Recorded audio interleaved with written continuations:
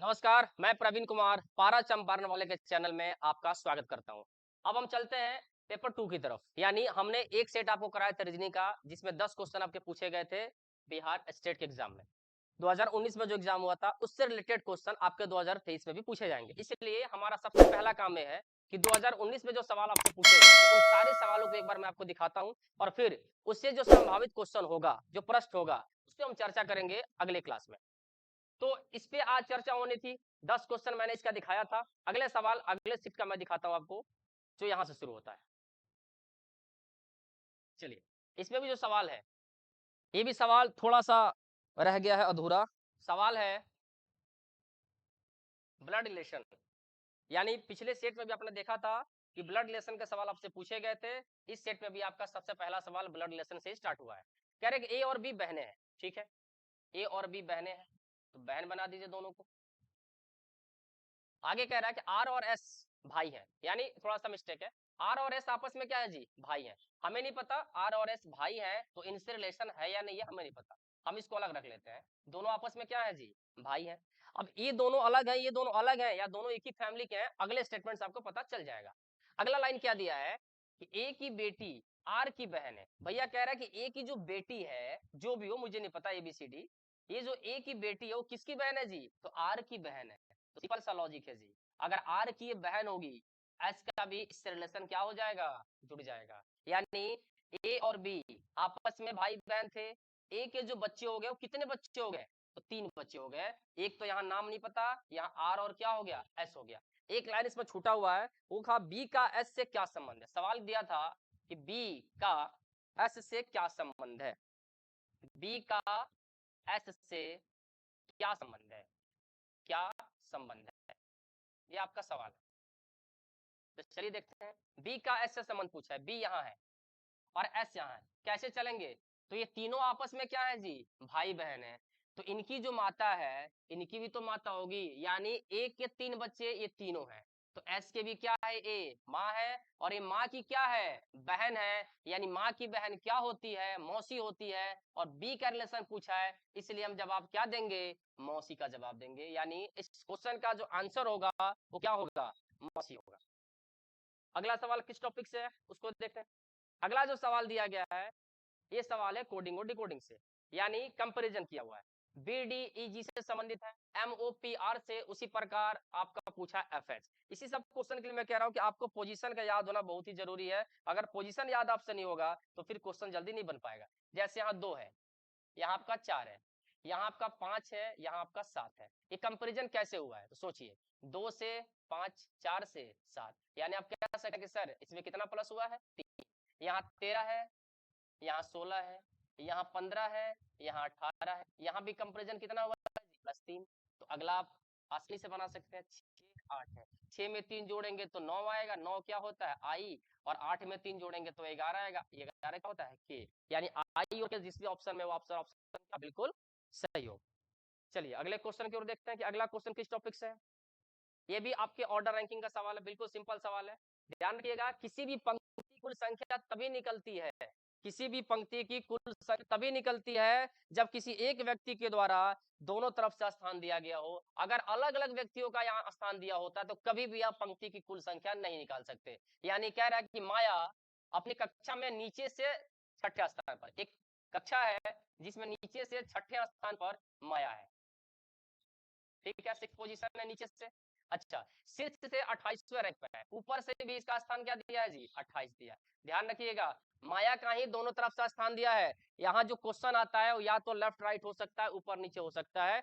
तो सवाल क्या बनता है कि पंक्ति की कुल संख्या आप तभी निकाल सकते हैं जब किसी एक ही व्यक्ति या वस्तु का दोनों तरफ का स्थान दिया हो, या तो ऊपर नीचे से दिया हो या बाएं दाएं से दिया हो। अगर अलग अलग व्यक्तियों का नाम यहाँ दिया होता तो आप कभी भी पंक्ति की कुल संख्या नहीं निकाल सकते। और निकालने का तरीका सिंपल है, आप नीचे से गए तो इसको आपने गिना, ऊपर से भी आए तो आपने इसको गिना, यानी आपने इसको कितनी बार गिन लिया, 2 बार गिन लिया। तो करना कुछ नहीं है, दोनों की पोजीशन आपस में जोड़ दीजिए, क्योंकि आपने 2 बार गिना है इसलिए क्या कर दीजिए, माइनस कर दीजिए। 34 में 1 गया, 33। आपका जवाब क्या होगा, 33। यानी उस कक्षा में कितने छात्र हैं, तो 33 छात्र हैं। अगला सवाल क्वेश्चन देखते हैं। अगला जो सवाल है ये आपके एनालॉजी से भी है।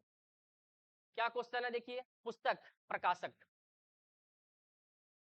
पुस्तक का दिया है प्रकाशक, यानी पुस्तक को जो निकाला जाता है वो क्या किया जाता है जी, प्रकाशित किया जाता है। वो कौन करता है, प्रकाशक करता है। तो फिल्म को कौन करता है जी, तो जो बनाता है यानी उसको क्या कहा जाता है, निर्माता। पुस्तक को प्रकाशित करने वाले प्रकाशक, फिल्म को निर्देशित करने वाले क्या कहलाते हैं, निर्माता कहलाते हैं। इसलिए आपका आंसर क्या होगा इसमें, निर्माता होगा। अच्छा, कुछ लोग यहाँ डाउट हो सकता है, कुछ लोग कह सकते हैं कि सर निर्देशक भी तो हो सकता है। भैया निर्देशक जो होता है एक डायरेक्टर का फॉर्म में होता है, लेकिन यहाँ जो वर्ड है वो मिलता जुलता दिया हुआ है, ध्यान रखिएगा। आपको कंपैरिजन कैसे सोचना है, पुस्तक को निकालने वाला प्रकाशक और फिल्म को निकालने वाला निर्माता, जो उस फिल्म को क्या करता है, निर्मित करता है, बनाता है, उसको फाइनली टच देता है। वही बात यहाँ भी सोची गई है, वही बात आपको यहाँ भी सोचना है, तभी आपका क्वेश्चन क्या होगा, कंफर्म हो पाएगा। अगला जो सवाल है किस टॉपिक से है, अगला टॉपिक है आपका सीरीज। बिल्कुल सिंपल सवाल है, अगर आपने स्क्वायर याद किया हुआ है तो ये क्वेश्चन आपके लिए कुछ नहीं है। आपको देख के पता चल जाएगा कि ये क्या है, तो 11 का स्क्वायर है। यानी ये जो सवाल दिया है पहला, ये दिया है 11 का स्क्वायर, ठीक है। ये जो दिया है वो क्या दिया है जी, 13 का स्क्वायर। ये जो दिया वो क्या दिया है जी, 14 का स्क्वायर। ये जो दिया वो क्या दिया है जी, 15 का स्क्वायर। यानी 11, 12, 13, 14, तो बीच में किसका स्क्वायर छूट रहा है, 12 का स्क्वायर। होता क्या है, 144। यही आपका क्या होगा, सही जवाब होगा। अगला सवाल, ऐसे ही सवाल आपके पिछले देखने मिले थे, इसीलिए मैं कह रहा हूँ कि इन सारे टॉपिक को हम प्रैक्टिस के रूप में आपके सामने लाएंगे, अगले वीडियो से आपको दिखाएंगे। यहाँ भी वही काम करना था जो काम आपने वहां किया था। यहाँ पे क्वेश्चन मार्क है, यहाँ पर भी आपको वही काम करना है। सेम फॉर्मेट का क्वेश्चन पूछा हुआ है, अलग फॉर्मेट का नहीं पूछा हुआ है। यहाँ भी आपको कैलकुलेशन को तेज करना है, बाकी सारा चीज आसान है। आपने अगर ध्यान से देखा है तो देखिए इस क्वेश्चन को बनाने में बिल्कुल समझ लेगा आपको, वो जितना टाइम लगे साइंस को चेंज करने में। माइनस का अर्थ है जोड़ना, आपने जोड़ दिया। अच्छा, गुना का अर्थ क्या दिया था जी, तो गुना का अर्थ है भाग देना, भाग दे दिया आपने। भागा का अर्थ क्या दिया जी, घटाना, घटा दिया आपने। और प्लस का अर्थ क्या दिया, गुना करना। बस इसी को तो कैलकुलेट करना है। जितना समय आपको लग जाए कैलकुलेट करने में, वही आपका आंसर है। जैसे आपको पता है बोर्ड मास का रूल, यहाँ क्या लिखेंगे, 2 माइनस 6, खत्म। 20 प्लस 2, 22 में से 6 गया, 16। 16 आपका क्या है, इसका आंसर है। क्लियर है। चलिए अगले टॉपिक की ओर बढ़ते हैं। अगला सवाल आपका किस टॉपिक से पूछा हुआ है, ये भी आपको पूछा हुआ है। अच्छा, पिछले सेट में जो सवाल पूछा हुआ था उसने क्या कर दिया था, पूछा था z बराबर 26, यानी उसका जो सवाल था उसका पूछने का लॉजिक था अपोजिट से, सॉरी पोजीशन से, z बराबर 26। लेकिन यहाँ जो सवाल स्टार्ट किया है वो a बराबर 26 किया है। इसका मतलब इसके पिछले में पोजीशन लिया हुआ था, इसमें क्या लिया हुआ है जी, तो इसमें अपोजिट लेटर का इस्तेमाल किया हुआ है। चलिए देखते हैं। SUN 27 जो आया है क्या अपोजिट के जोड़ से आया है, तो भैया इसका नंबर होता है 19 और अपोजिट होता है h, तो h का नंबर क्या होता है 8। मैं पोजीशन लिख देता हूँ, 19 8 27, दो अपोजिट का जोड़ हमेशा कितना होता है 27। 21 6 27 और 14 और 13 27, तीनों को आपस में क्या करना है, जोड़ देना है। 8 6 14 और 13 कितना हुआ 27, यानी अपोजिट पोजीशन को जोड़ना है, ध्यान रखिएगा। सी का अपोजिट एक्स होता है, एक्स का नंबर कितना 24। ए का अपोजिट जेड होता है, जेड का नंबर कितना 26। और टी का अपोजिट जी होता है और जी का नंबर कितना होता है 7। जोड़ दीजिए, 6 4 10 7 17, 2 2 4 1 5, क्या 57 आपके ऑप्शन में है जी, है तो यही आपका क्या होगा, बिल्कुल सही जवाब होगा। अगला भी सवाल आपके कोडिंग डिकोडिंग से लिया गया है। एक में नंबर का इस्तेमाल तो एक में किया गया आपके लेटर टू लेटर का इस्तेमाल। मैंने कहा था क्रॉस कोडिंग का इस्तेमाल पिछले क्वेश्चन में किया गया है, तो निश्चित तौर से अगले क्वेश्चन में भी किया गया होगा। मैं उसी तरीके इसको भी समझा रहा हूँ, यानी यहाँ भी क्रॉस कोडिंग का इस्तेमाल आपको किया जा सकता है, क्योंकि हर सेट में कोशिश की जाती है कि एक ही लेवल का सवाल दिया जाए। HEALING, इसका जो कोड बनाया गया है BFIKHO और J। यहाँ क्या किया गया समझिएगा। अब इस फॉर्मेट को दो पार्ट में बांट दिया गया, 3 पार्ट में, जैसे पिछली बार बांटा गया था यहाँ भी बांटा गया। और तरीका क्या है, ABHIEF, क्या किया गया जी +1। L और K, यानी यहाँ 12 था तो यहाँ क्या कर दिया गया 11, यानी यहाँ इसमें क्या हुआ है -1। और यहाँ देखिए GHIJNO, यहाँ भी क्या कर दिया गया +1, यानी बीच वाले लेटर में -1 और दोनों साइड बांट के क्या कर दिया गया +1। पूछा किसका है जी, तो बेड टाइम का पूछा है, तो निकाल लीजिए बेड टाइम। जैसे क्वेश्चन ऊपर सेट किया हुआ है वैसे आपको सेट करना है, बीच वाले को अलग कर दीजिए और इसमें सब में +1 कर देना। इसमें एक -1 कीजिएगा तो 20 में से एक माइनस होगा तो S हो जाएगा, और इन सब में +1 कर दीजिएगा, आपका आंसर बन जाएगा D +1 E E plus 1 F, B plus 1 C, E plus 1 F, M plus 1 N और I प्लस N J। देख लीजिए जिस भी ऑप्शन में E, F, C, S, F, N, J, आपका ऑप्शन नंबर बी क्या हो जाएगा, सही आंसर हो जाएगा। इसी प्रकार अगला सवाल देखते हैं। मिसिंग नंबर से आपके सवाल पूछे गए हैं, पिछले सेट में नहीं था लेकिन इस सेट में आपसे पूछ दिया गया है। क्या लॉजिक लगाएंगे इसमें, 8, 9 और 8 से 162 लाना है जी, कैसे आ सकता है, सोचिए। क्या मल्टीप्लाई करके आ सकता है, नहीं जा सकते, 9 8 72 होगा। क्या उसका दोगुना करके भी आ सकता है, नहीं जा सकता, क्योंकि 144 पे जाकर रुक जाएंगे और आपको पहुंचना कहाँ है जी, 162 पर। अच्छा, क्या स्क्वायर के बेस पर जा सकता है जी, तो 9 का स्क्वायर आप लिखेंगे तो कितना होगा, तो 9 का स्क्वायर हो जाएगा 81, 9 का स्क्वायर लिखेंगे तो आ जाएगा 81, और 8 का स्क्वायर अगर लिखते हैं तो हो जाएगा 64, जोड़ेंगे तो 4 1 5, 8 6 14, 145 तक ही पहुंचा है। हमें पहुंचना कहां तक था, 162 तक। भैया कितना घट रहा है जी, तो सोच के देखो कितना घट रहा है, तो 15 और 2 17 घट रहा है, तो 17 घट के काम करते हैं ना, 17 को जोड़ देते हैं। फिर आप सोचोगे सर अपने से जोड़ देते हैं, आएगा कहां से, तो भैया जिस नंबर का स्क्वायर आप किया है उसी नंबर करके जोड़ दीजिए, यही आपका जवाब हो जाएगा। यानी 9 का स्क्वायर प्लस 8 का स्क्वायर आया कितना, 145, और फिर इसी दोनों नंबर को 9 8 17 को जोड़ देंगे तो आपका आंसर कितना आ जाएगा, 162।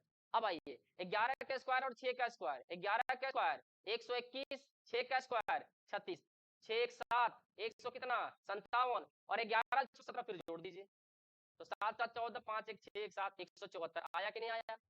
सेम फॉर्मेट से आपका क्वेश्चन बन जाएगा, 8 का स्क्वायर 64, 13 का स्क्वायर 169, जोड़ दीजिए, 9 4 13, 1 6 6 12, 1 1 1 2, और इसमें 13 8 कितना जोड़ देना है, 21, 3 1 4, 3 2 5, और ये हो जाएगा 2, 254 आपका आंसर है, बिल्कुल सही जवाब। क्लियर है। चलिए इस फॉर सेट का लास्ट क्वेश्चन आपको देखते हैं, ये भी सीरीज से रिलेटेड या नंबर सीरीज से रिलेटेड है, बिल्कुल आसान सवाल है। 9 पहले शुरू किया 9 8, ध्यान से देखिएगा इस क्वेश्चन को, पहले शुरू किया 9 8, फिर शुरू किया 9 8 7, फिर शुरू किया 9 8 7 6, फिर शुरू किया 9 8 7 6 5, फिर शुरू किया 9 8 7 6 5 4, सॉरी यहाँ 4 तक गया है।